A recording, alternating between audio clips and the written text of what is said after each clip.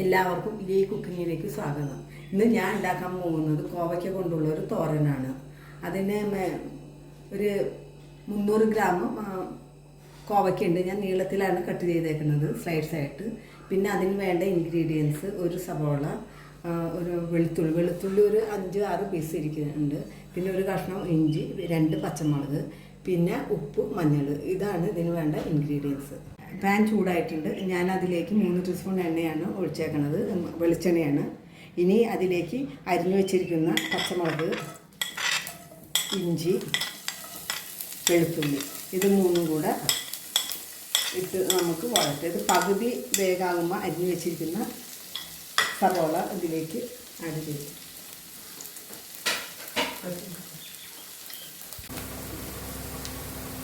ഇതിലേക്ക് ഞാൻ അരിഞ്ഞു വെച്ചിരിക്കുന്ന സവോള ഇട്ടിട്ടുണ്ട്.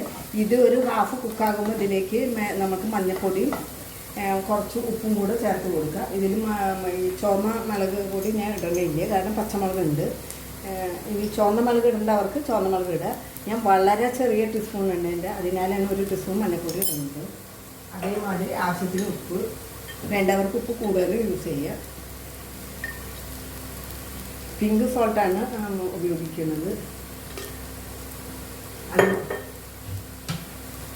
ഇനി ഒന്ന് ബ്രൗൺ കളറാകുന്നത് വരെ നമുക്കൊന്ന് വഴറ്റി കൊടുക്കണം. ഇതിൻ്റെ സ്മെല്ല് പോകുന്നത് വരെ വഴറ്റി കൊടുക്കണം. ഒരു വിധം കുക്കായിട്ടുണ്ട് സവാള. ഇനി ഇതിലേക്ക് കട്ട് ചെയ്ത് വെച്ചിരിക്കുന്ന കോവക്കായ ഇടാം. കോവക്കായനെ കുറിച്ച് പറയുകയാണെങ്കിൽ ഒരുപാട് ഗുണങ്ങളുള്ള ഒരു പച്ചക്കറിയാണ്.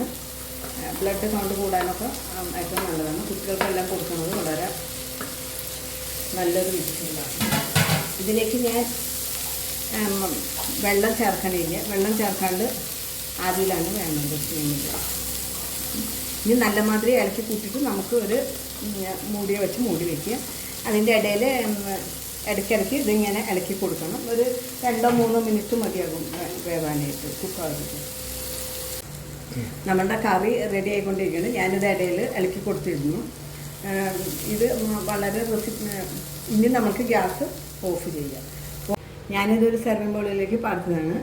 അങ്ങനെ നമ്മളുടെ ബാജും റെഡി ആയിട്ടുണ്ട്. ഒരു 5 മിനിറ്റ് മതിയാകും ഇത് റെഡി ആവുന്നതൊക്കെ. ഇത് എല്ലാവർക്കും ഉണ്ടാക്കാൻ പറ്റാവുന്ന ഒരു ബാജിയാണിത്. ഒരു തോരനാണ്. ഇത് ചപ്പാത്തിക്കും ചോറിനും ഉപയോഗിക്കാം. നിങ്ങളും ട്രൈ ചെയ്ത് നോക്കുക. ഇഷ്ടമായെങ്കിൽ